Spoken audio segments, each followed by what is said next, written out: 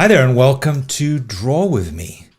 I'm Danny Gregory and thanks for joining me today. You know, I was just saying to JJ, there are a lot of nice rats that we saw today. And there were rats and pigeons. That's what we drew last week. If this is the first time you're watching Draw With Me or joining us, I hope you don't think that we just draw vermin. We draw all kinds of things. There's lots of people from all over joining us today to draw stuff. We've got Michelle in Wisconsin and Tracy in Ontario. I've seen Germany. I've seen Istanbul. I've seen Iran. Hold on a second. Yes. Yep. This is JJ. Hi, JJ. Hi. The disembodied JJ. Yes, we've got Basak in Istanbul and Kriestyliti in Germany. You are so brave to pronounce these names. And Masa in Iran. Dr. Octopus from Vienna. And we love Vienna. Yeah, Masa in Iran and Stephanie Brooks in her classroom. Teachers rock. Yes, so it's nice to see all New of you. Orleans. Oh yes. So I have spent the last couple of weeks in the hair salon. New hair. Thank you, everyone. Yeah. That's very sweet. Yes. Sometimes you gotta out with the old and give it a break. I really like it. I think she looks like Grace Kelly. Aww. I think it's Grace Kelly. Oh, we have someone from Taiwan. I don't think I've ever seen Taiwan in the house before. Excellent. Good. Thank you. And a big fan. That is so nice. Look at all this hair love. Have to send it to my stylist. Ooh, Norway. So yes, we have that's the most exciting thing that's been happening around here.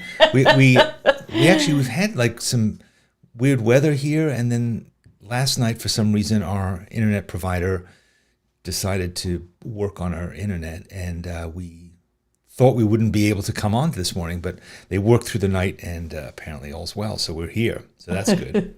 We were worried. Heidi likes my hair also. Yes. Thank you. I was waiting for somebody to notice my hair. Thank you. People like your shirt and my hair. I know. Jen always likes my shirt. This shirt has like little slices of watermelon. This shirt is. It's like little watermelons. Alice is from Denmark. So yes, so lots of folks from all around. And in fact, some of you have been sending some stuff. Yeah, I thought it's been a while since we've done the mailbag. Everybody knows we shamelessly ask for cookies and other types of mail. We have a P.O. box you can write to us at. But yeah, we've gotten some good stuff. Okay, so Grace Afridi sent us these birthday bookmarks. They're beautiful. They appear to be handmade. They have and she flowers. made us some beautiful shirts. And some shirts, yes. And Amy Wolfson sent us this lovely little note. It's a beautiful image. All right, this is one of my favorite things that I think we've ever gotten in the mail. Really? And I know the sender is in the chat, but one for each of our birthdays. Oh, Twiggy! I mean, can you die? These are treasured forever. And on the birthday, Fran Cooper sent us this beautiful little cupcake, but also cookies. Thank you, Fran. I didn't write you an email to thank you properly.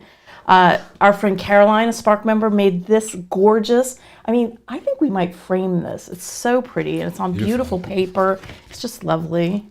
One of my favorite things that we get every month, and I saw Kate in the chat, is zine from Kate, and she features sometimes content from Draw With Me. Here's a quote we did. Quote from Anne Lamont.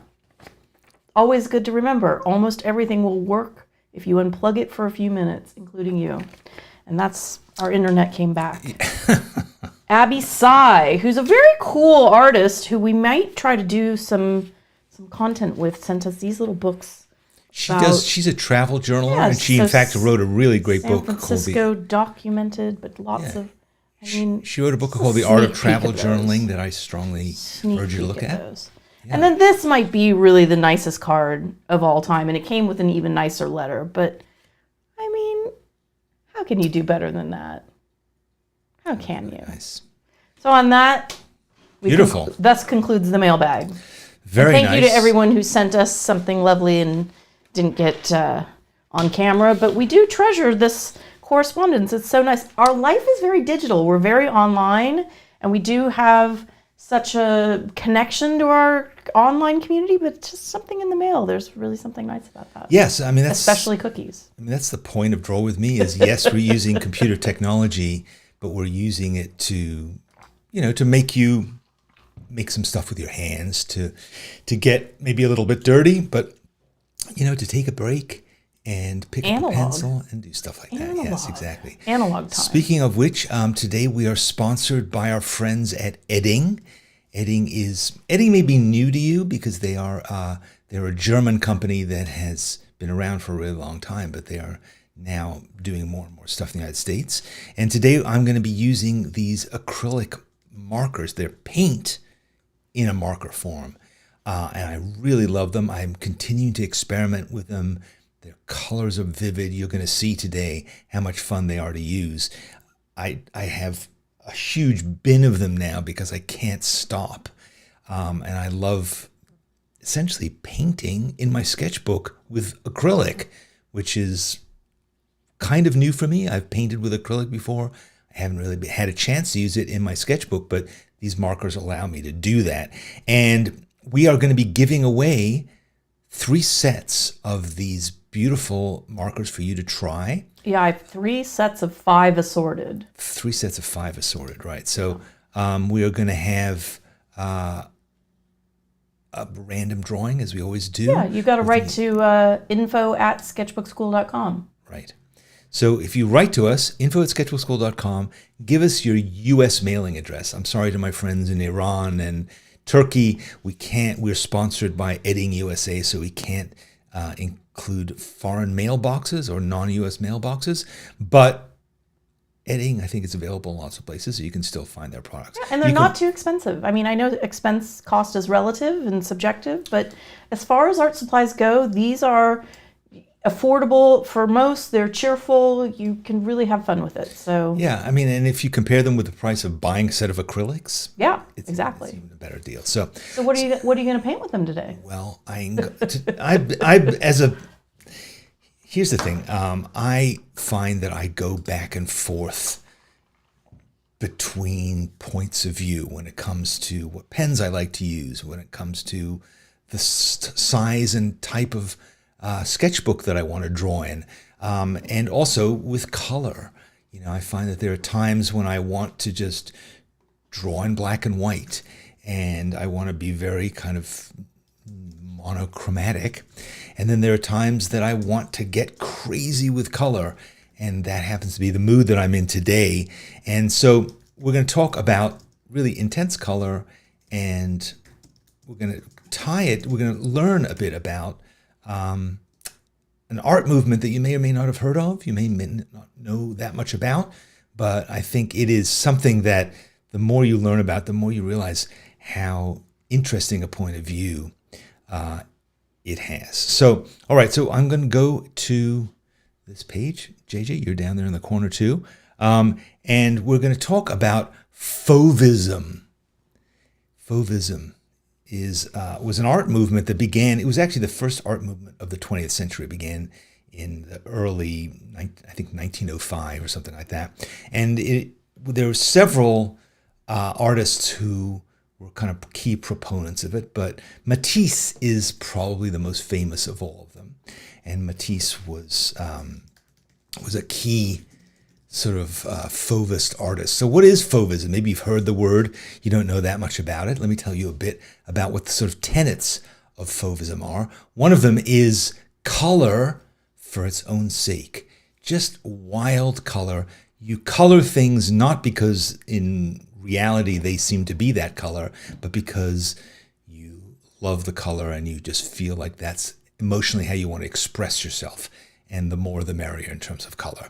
Also, paint or the materials that you're using, you want to acknowledge them. So we're not using paint, or in my case, acrylic markers. You're not trying to hide that it's paint. And that was kind of a relatively new idea because in the past, you were trying to depict reality always.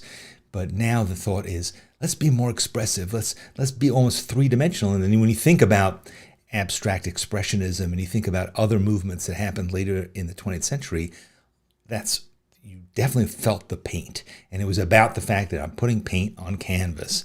I'm not trying to make it seem like it's really a bowl of fruit or a naked lady. It is paint. And so let's celebrate that and acknowledge that. Colors can also clash with each other.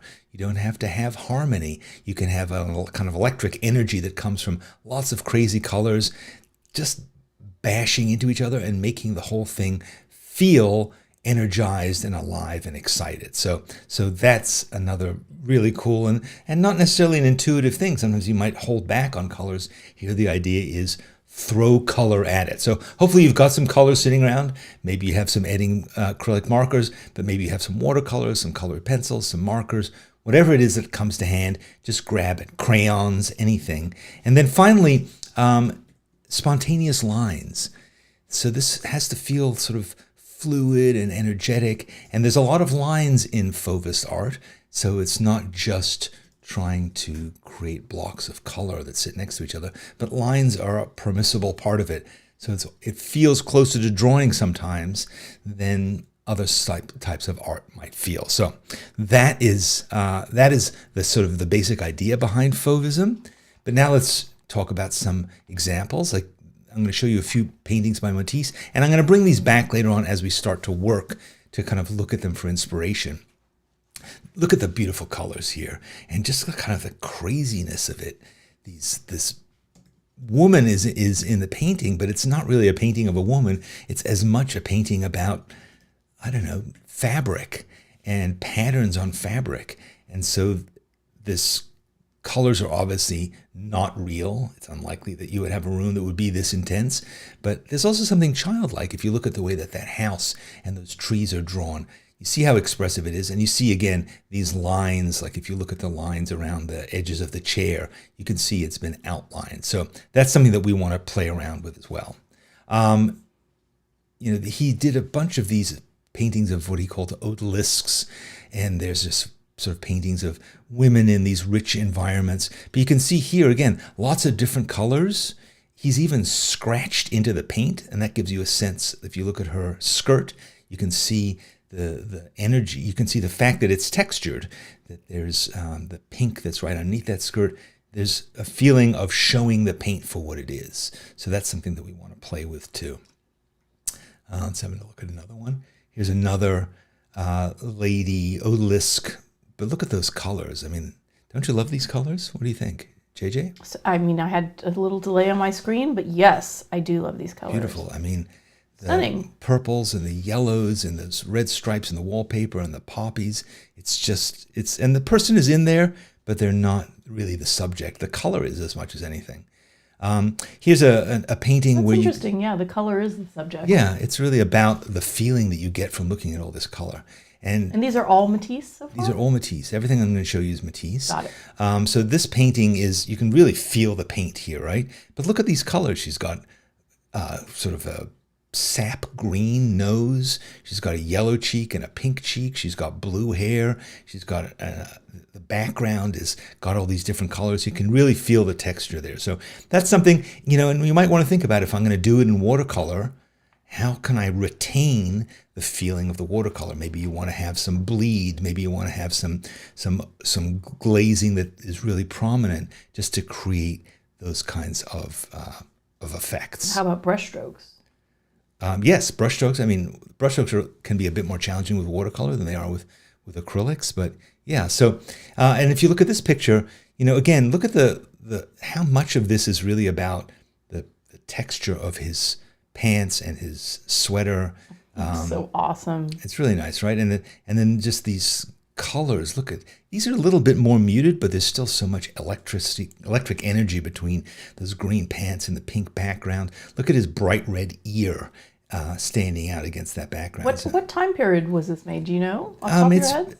It's all first quarter of the 20th century. Right. So okay. Sort of around the beginning of World War I, probably. And yeah, just lots of energy here. And do you know what kind of paint was used on them? Probably oil. Yeah. Acrylic paint, I don't think even existed back then. And then of course, ultimately Matisse moved into collage, but still, so this is not paint. It might be paint actually, but later in his life, he was doing a lot of cutout paper collage things. So here the paint is really flat, but again, still bright, fun, energetic color. So that is good. That is our assignment, your prompt, our assignment for today. your inspo. And so let's get the paper up here, and let's pick our subject. And our subject is going to be Matisse himself. We're going to do a portrait of Matisse. Matisse did a few self-portraits. I don't think any of them had quite the energy that his most beautiful paintings had. So we're going to use Matisse as our subject, and we're going to pay tribute to him. So we're going to do the selfie that he never really did. And we're going to have some fun today. All right. So I'm going to be using these colors. I mean, look at these colors. It's hard to not get excited by these edding markers. They're just so I don't know, just looking at them, it's like a candy store. And you can see I have lost it. Oops, that one's lost its lid already. But yeah, so these are not ink, they are paint. So this is paint inside here. But what's great about it, and you'll see as I use them, is they go on like paint. They go on a bit differently than ink, but they dry nice and quickly. So you're not, they dry, maybe it takes a tiny bit longer than a marker would, but there's none of that smell, that marker smell. And so I'm going to start by doing a drawing, a line drawing. I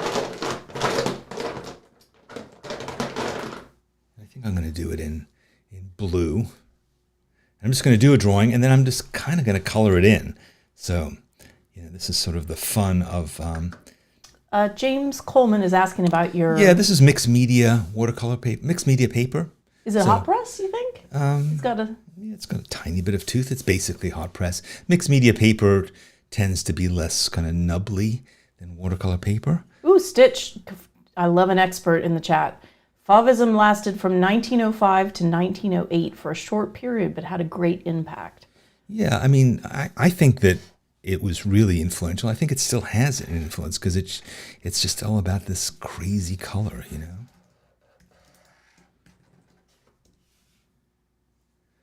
his beard even bigger. We're not trying again to do shake these things up and get the paint flowing. We're not trying to do a photographic portrait. We're trying to just kind of capture his essence some way. I think people could do any kind of portrait. You could do a selfie. You could do, if you don't want to draw Matisse. I kind of like this Matisse thing because he looks sort of the opposite of the master of bright color, doesn't he? Sort of gray and, a bit dour looking, but yeah, draw whatever you'd like. Just have fun with color. That's the main thing. Draw a cat, draw a building, draw some trees, draw a landscape, anything you want to. And, subject matter is, isn't really an essential component of Fauvism. A lot of what Matisse did was just stuff around the house, honestly. But you see, I'm not being really super careful about my lines, partly because I'm me, but also because that's one of the tenets of Fauvism, is to just have these kind of interesting, spontaneous feeling lines. So feel free to loosen it up. Don't worry about your drawings necessarily. Your drawing style is most important, not your drawing technique, as it were.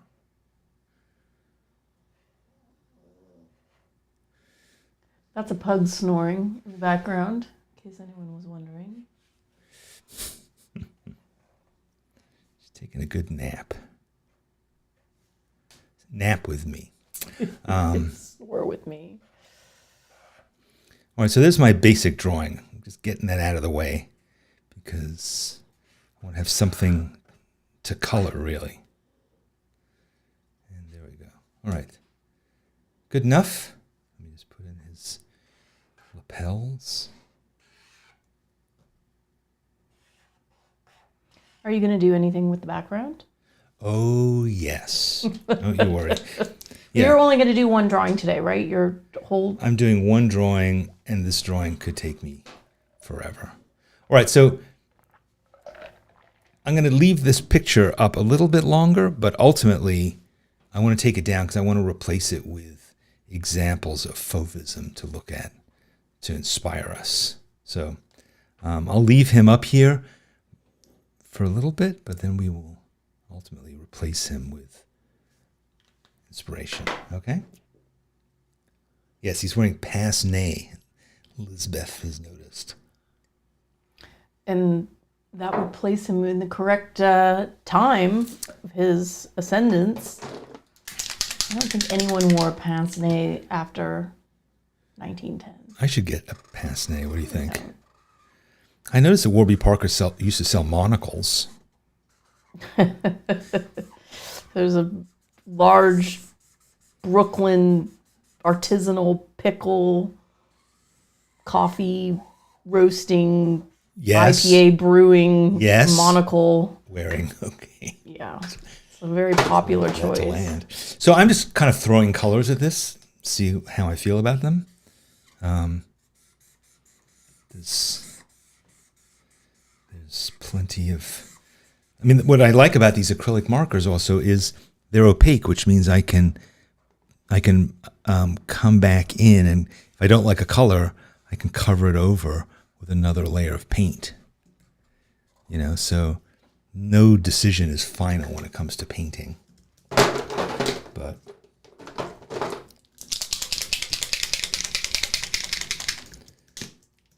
he seems to have kind of freckles. It's interesting.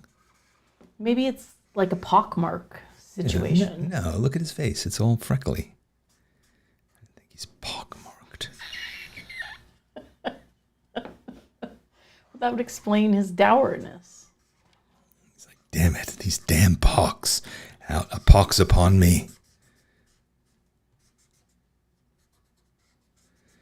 Yeah, so are you scrounging around to try and find your most colorful stuff? The chat is quiet. What is? The chat is quiet. I think people are... heads down. Heads down, yeah. I like it. That's the way it should be. It's an immersive experience. Yeah, I understand it. They're overwhelmed by color. Maybe you should do some color commentary. I'm not sure. You could talk about each color that I provide, that I pull out, and what its significance is. That's a strange assignment. Well, it's color commentary. I mean, like on football games, you go, you know, Danny's using Sunny Yellow. Oh, he's just pulled 906. out. The Sunny Yellow reminds me of the origins of cadmium, which, as you know, is one of the most toxic of colors. It's that kind of thing. Yeah, I'm not going to do that. All right. I'm honestly not really thinking as I do this, in case you were wondering. In case you're like, what the hell is he thinking? I'm not thinking. All right, I'm going to get rid of Matisse now, and I'm going to replace him with, let's replace him with this lady. What do you think? See, that'll give you some inspiration, because now my thing is looking a little dull by comparison. Yeah, you got to get some pattern mark making. Get a little bit crazier in I've here. been thinking about mark making the last few days. How Mark essential it who? is. Mark making, just, playing with different kind of marks to sort of loosen up your hand and get the neural pathway sort of opened up. It's a thing. Mark making, yeah, I mean, we think of, when you draw, you think of lines as being sort of a definitive thing. There's the correct line. That's the outline of this thing. But your line has a quality to it, like your signature, like your handwriting, that can vary from person to person. And you can kind of, not refine that, but explore it by just doodling or making marks to music. We've done that kind of thing before.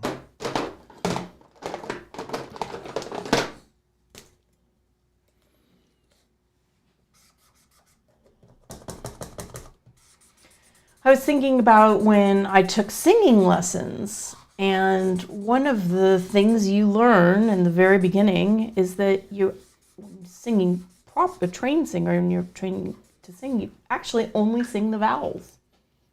You only sing the vowels? Yep, you basically go from vowel sound to vowel sound, and that's the shape your mouth makes. So remember when my teacher used to have me mark up all the songs, and it would basically be like what vowel sound goes into what vowel sound, and that is the whole art of singing. It is interesting. Mm-hmm. And yet you can understand the meaning of it. It doesn't change the meaning of the words to eliminate. Are you eliminating the consonants, or are you just not emphasizing? No, but people, when you enunciate, when you sing the vowels, the consonants are understood. So cool. So you remember Fauvism, one of the things was showing the texture of paint. So here I just kind of did this thing where I merged these two different kinds of paint. But now I'm going to take this. This is like the biggest, fattest thing that they make. And rather than having a felt tip, it has basically like a little, it's like a tube of paint with a nib on it. So you can squeeze it out, and then you can actually get actual paint. So this is actual paint, you see. And I'm sort of scraping around. It works even better on a canvas. But it allows me to kind of give some actual real paint texture to this. So that's, again, one of the goals of Fauvism is to say it's paint. It's not just pink. So keeping it nice and raw as well. So I'm not worrying about whether or not it fits neatly in the lines. And then I can contrast it with the same color, but this is sort of a marker version of it, see? So it comes out much more smoothly.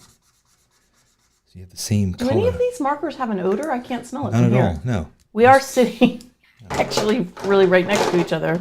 Yeah, no, there's no alcohol in it. Ah, right, of course. It's like a Mormon household. Remember those markers you used to get that would smell like raspberries and cotton candy? And what were those called? Dr. Sniffin's Sketch? Or they were called... Sniffin' Smellins. What were those things called? Sniffy Smellies. Yeah, I remember they were Sketch, all these different... Mr. They were always fruit. Well... Weren't they? Yeah, they definitely were. There was licorice, I think. And there was licorice, yeah. They were awesome. Also, scratch and sniff stickers. Very fun part of childhood. Mr. Sketch. I was so close. I hovered all around it. Mr. Sniff, Mr. Sketch. But yeah, those were awesome. Mr. Sketch.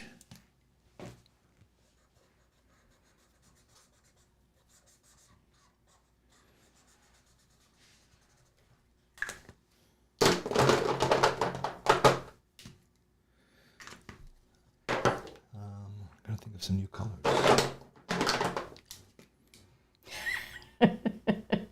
Gen C is trying to sing without consonants. It makes sense. I promise it makes sense. But I can only imagine. Sing without consonants or vowels. Oh, so somebody is asking about letting bottom layer dry. Do you think you need to have a little... Should we have a musical interlude? No, as you saw this, the first lines that I did are slightly wet, and that's why I got the scribbly effect. But it looks cool. I don't care. I don't care that I kind of ruined it. But for folks using watercolor, should we maybe give them a beat? No. Oh. No. There you have it. There's no beats in Fauvism. We just keep going. But you can always pause. You can pause or work on a different part. We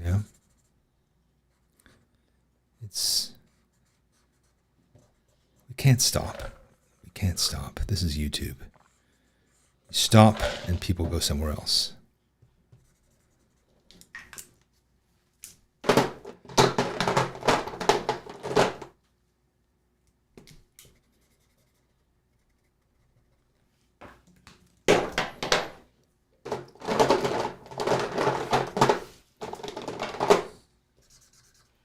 Ooh, Katie Van Ness has a very cool tactic. Yeah. She took a piece of aluminum foil to her wet watercolor for texture, and it made it dry faster. Oh, that's interesting. So it's kind of leaching out the water. Yeah, I mean, I think be experimental. That's what this is. This is a time to do. That's right. This is the playtime. So You cannot mess this up. Well, we'll see. I might be able to. I mean, I guess if you're using certain materials, you could make mud using this technique. Well, I think you'll get mud if you're layering too many wet colors on top of each other. That could get things muddy.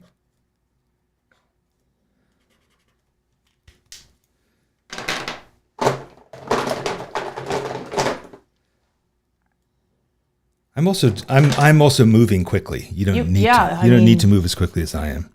I was just going to say, I was intoxicated. going to give you a time check. You're well ahead of schedule. Yeah, I am seized by color and by several cups of coffee.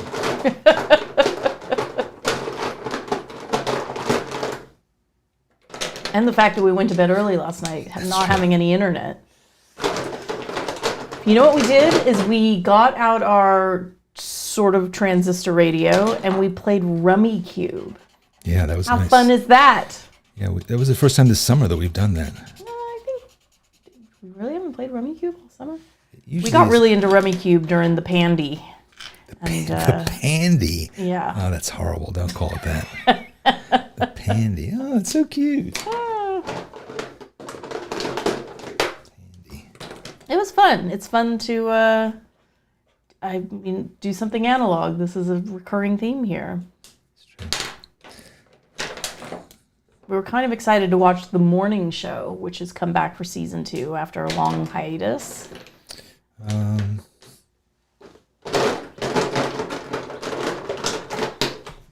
We'll save it for tonight.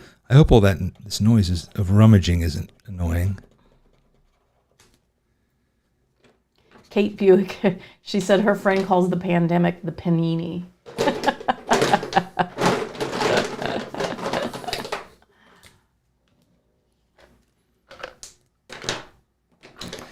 panini. The panini. Too soon, as they say? You know what? I think you've got to keep it light.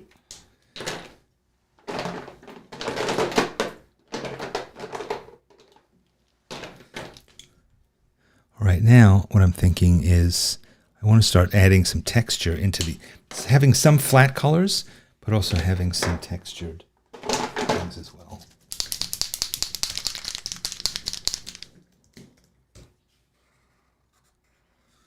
People like the rummaging noise. Oh, they do like it, okay. It's reminding them they need to buy more pens. Our sponsors will enjoy that comment. That's true. That's true. You can never have enough pens. I just wrote the leaf blower. It's a reminiscent of the leaf blower. You know, the leaf blowers now come. They show up really about 5 minutes after Draw With Me. It took like years and years, but we made a truce with them, and now they roll up right around the time we turn the camera off.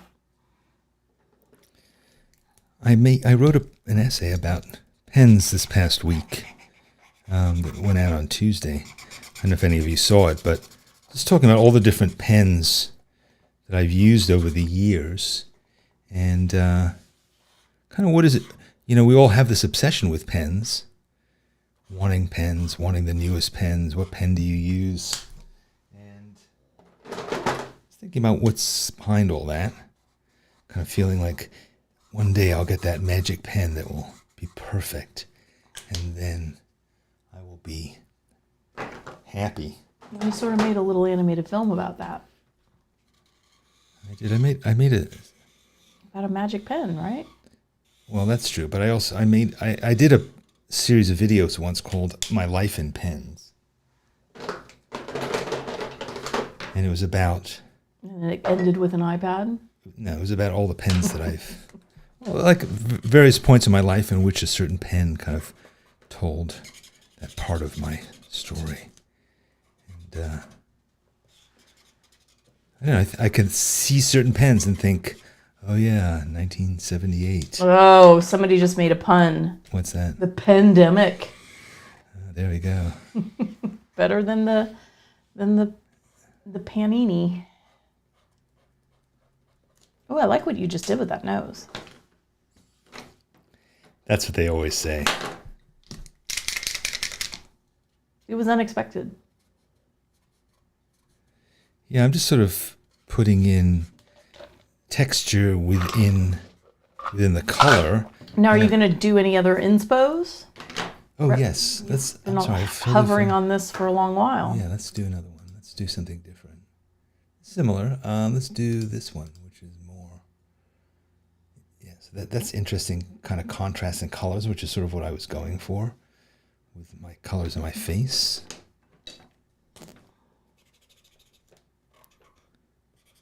What I could also do.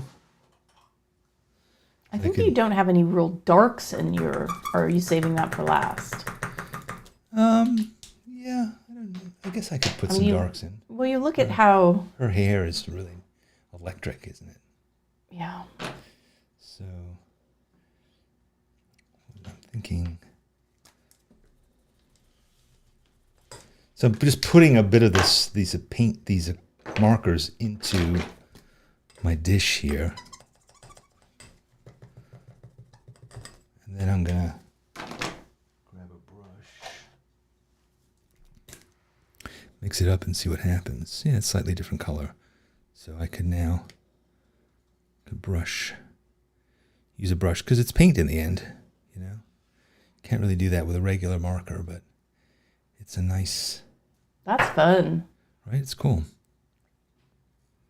Your brush is looking a little shaggy. This is my old friend, Shaggy the brush. I'm not very kind to my brushes. I'm not proud of that.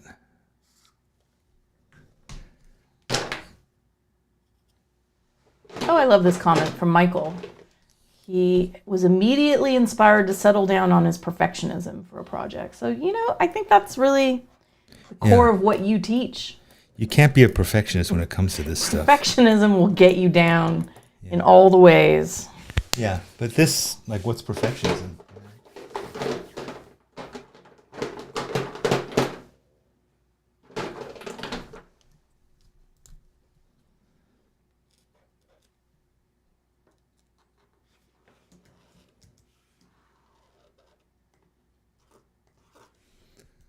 Kind of thinking maybe some patterns. You're thinking of what? Say that again? Some patterns. Why not have some patterns in here too? Yeah, why not? So here I'm going to make some just like little squigglies. Noticing that They look like pocks. It's pocks on your sweater. Yeah, I'm going to start doing some pocks. I'll do some contrasting pocks. There we go.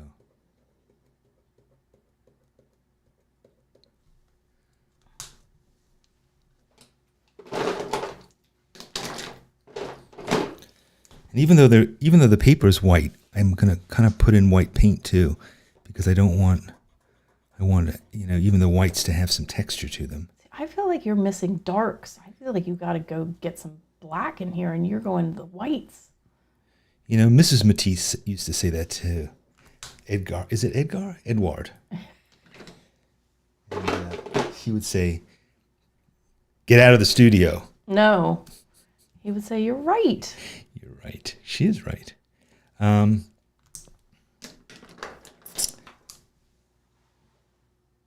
going to mix up another dark. Hello! Oh, sorry, Twigs. Oh, speaking of Twiggy barking. Now she's barking in her sleep. Last night it was while we were playing Rummy Cube, Twiggy suddenly got disturbed. She went out into the yard. She went out to the window to look out the yard, and we went with her, and there was a giant raccoon. Not that common in Phoenix. I've never had one. Oh, before. Danny, you're going to be so embarrassed. What? It's Henry Matisse. Henry Matisse. I knew he was one of them. I always called him Matt. Maddie. Yeah, a giant raccoon. It was a frightful beast. Yeah. Large and in charge. I mean, 50% bigger than Twiggy, I would say. Our little pug. Yeah, it was big. All right. There's some darker colors.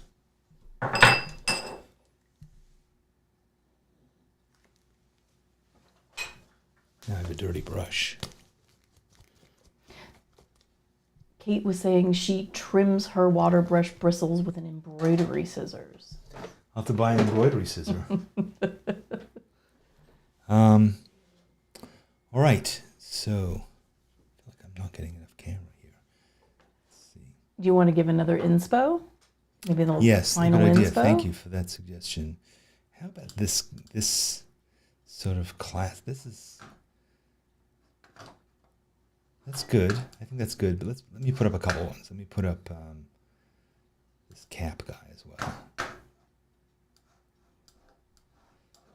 Yeah, there's something so nice about the movement in that cap guy. Yeah, let's get rid of him in the background.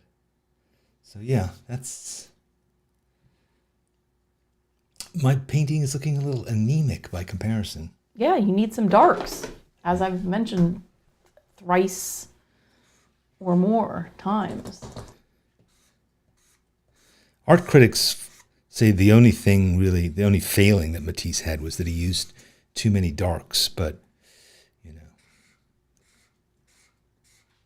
I was hoping to overcome that critique, but there we go.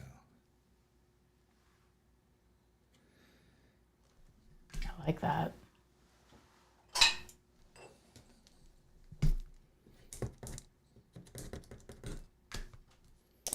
Let's try mixing something else.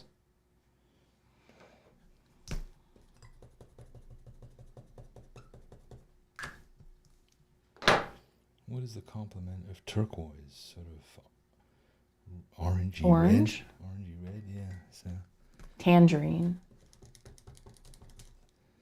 let's see what that looks like.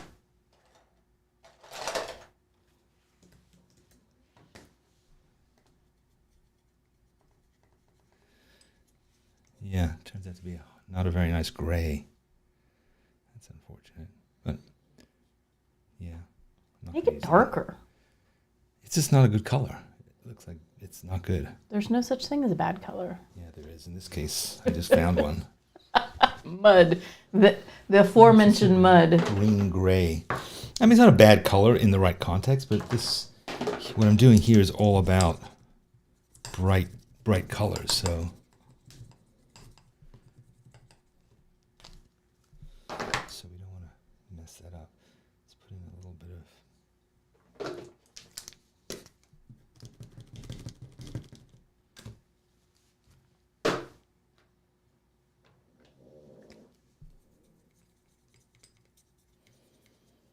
Okay, it's a bit better.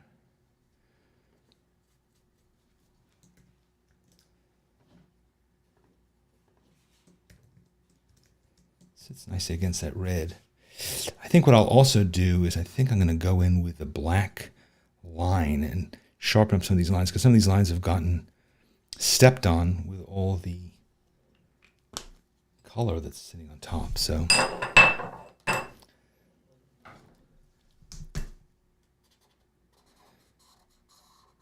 but JJ is right. I think you do need contrast so that you don't end it. Because while these colors are all different, they're also potentially a similar kind of Well, I think they value. Yeah, So I think it's like if you look at them, let's see if I can get it to gray. they fight with each other a little bit if you don't give them some boundary. So you see there, now looking at black and white, and it is... Whoa. Technology. You can see that the beard and the background, this part is sort of are a darker value. There's some mid-tones and some light, so it's actually not that bad. Oops, I went too far. Danny, do you know, are the Edding 1880 draw liner pens waterproof? You have been using those, right? The draw liners, absolutely, yeah. Okay. These are the draw liners, and they are waterproof. The fine liners, I think, are not. So.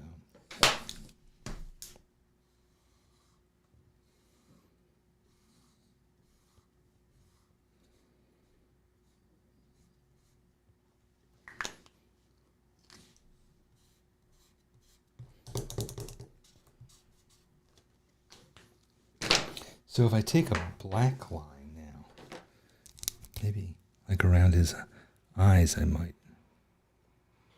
Just make things pop a little bit more. I feel like on that jacket lapel, don't you think?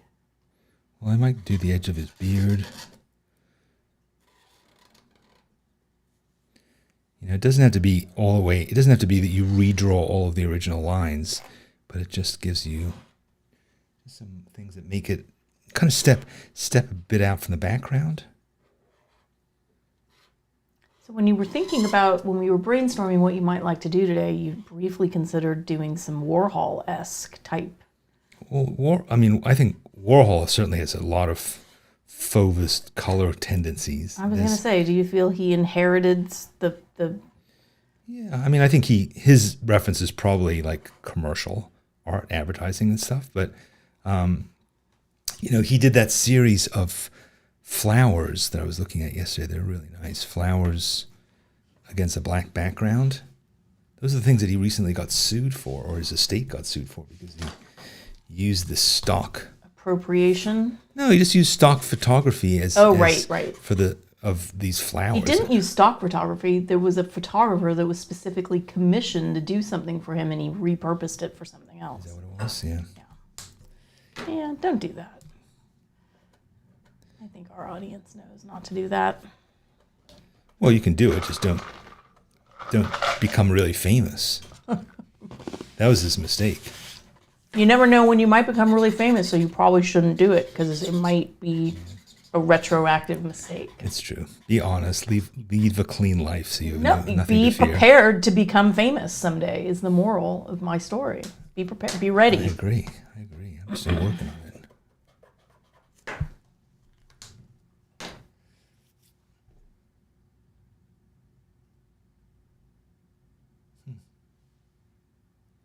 feel like this is not bright enough.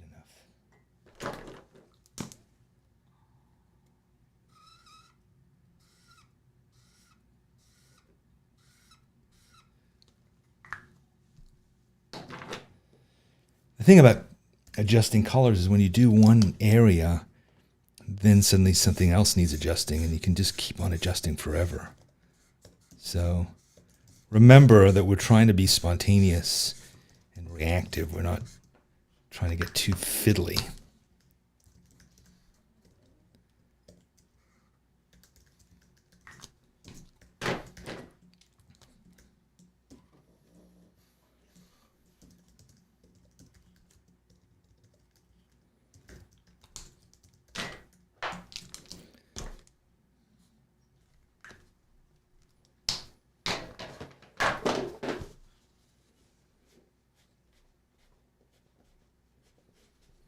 So yeah, so those, I put these little highlights on and they were too intense. So you can wipe them down while it's still wet and have control over that. So nothing necessarily has to be final. There's still room for... I mean, could this paper take as many layers as you're giving it indefinitely? No problem. It's like, here, It's look mixed at media paper? the back side is fine. Yeah, it's fine.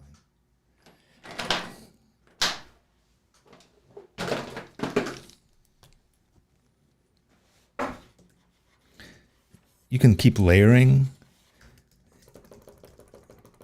So you see how this, where I'm putting it now, it's completely covering over that darker color underneath. Oh, I really like that color. This bright red, yeah. It matches my my new dress. This is a birthday dress that Danny bought me, designed and made by my friend in Los Angeles named Peetsy. Yeah, she makes really beautiful stuff, and you always look good in it, so. Aww.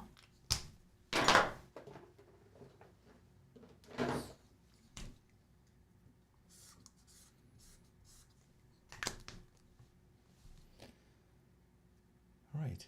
This is looking a little lighter on camera than it is in reality. That's why I keep going back and checking how it looks on camera, because it is just a little... I mean, you have many lights on your desk. Yeah, that's a bit more accurate. That's a bit more accurate. Yeah. Well, we're out of time, just about, right? Well, you've got about 8 minutes. Is there anything you really want to zhuzh? I'm feeling pretty good about it. Let me show you the one I did yesterday. I was practicing. I was going to say, you did practice. You don't often practice, but you did practice yesterday. I mean, that's, I would say, a prompt for everyone here. Go do a couple of these. What do you think?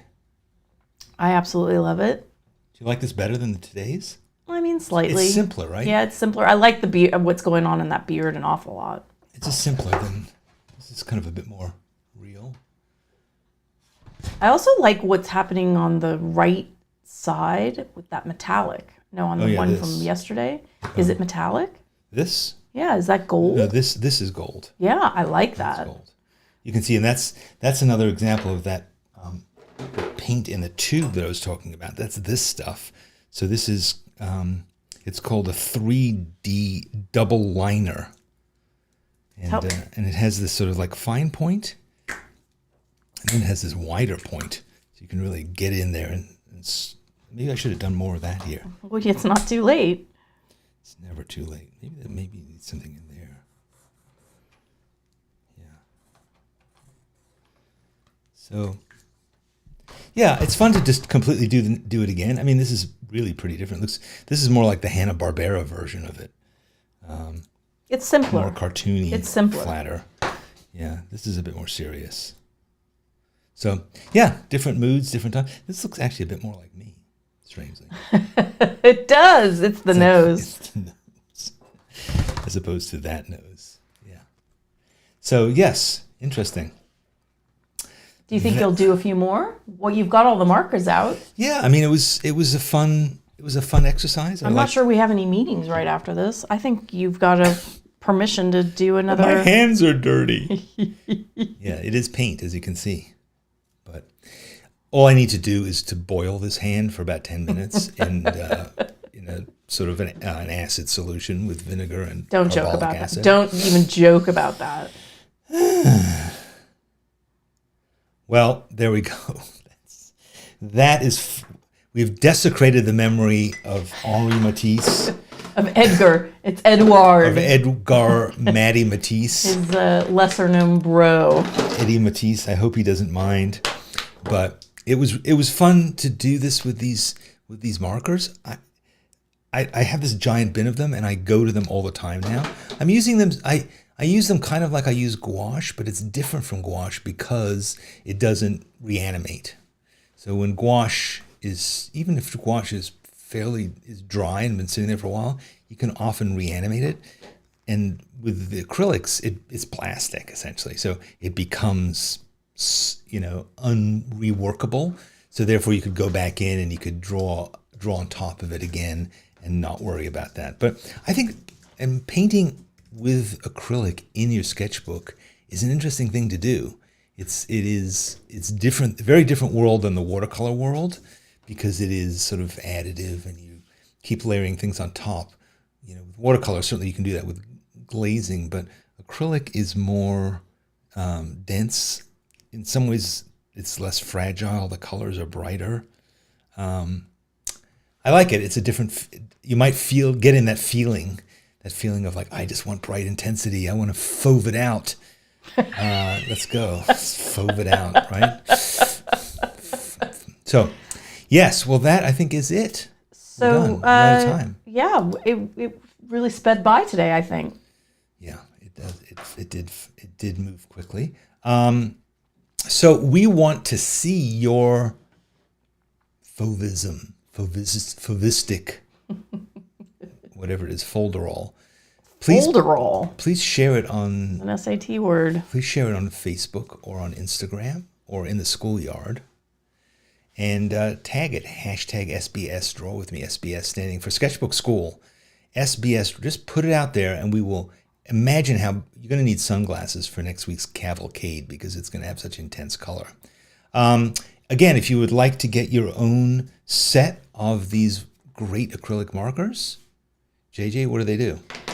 Write to us at info@sketchbookschool.com and make sure you include a U.S. mailing address, not a P.O. box, mailing address. Shipment goes out UPS.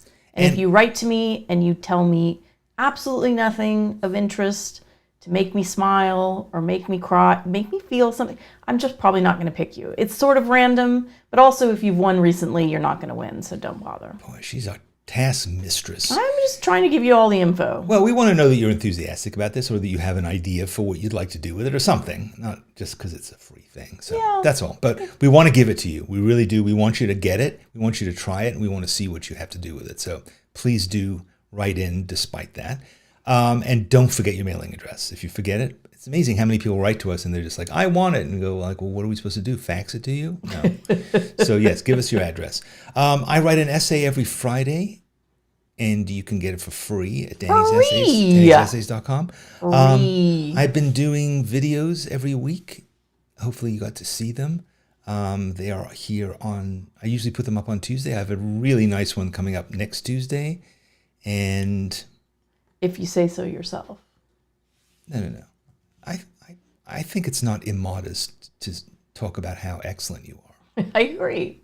Prepare to be famous. Just be. This is what everyone should take away from this. Nobody wants to be famous. Trust me, it's not a good thing. Gina asks, how recent is too recent? Yeah, to be a winner. I think about a year. A year. Yeah. The sponsors really want to reach new people. Look, it's fair as fair, right? Matisse's grandson Alex lives in Asheville. Cool. Al Matisse. I like it. And Alyssa is first. Are you a first timer here? Good. And she uses Sharpie Doodle. Sweet. Excellent. Good. Well, thanks for joining us. We always have fun. It's not always the same kind of fun, though. It's different every week. It is. And right. So give us a thumbs up before you go. Subscribe to the channel. Send us. Do subscribe. Subscribing is nice. Fun stuff in the mail. I've just put our P.O. box in the chat. And we're out of here because we don't want to be more than an hour long. Well, and then the leaf blower is about to start up. Ciao. See you next week, guys. Bye, everyone. Bye. Thank you.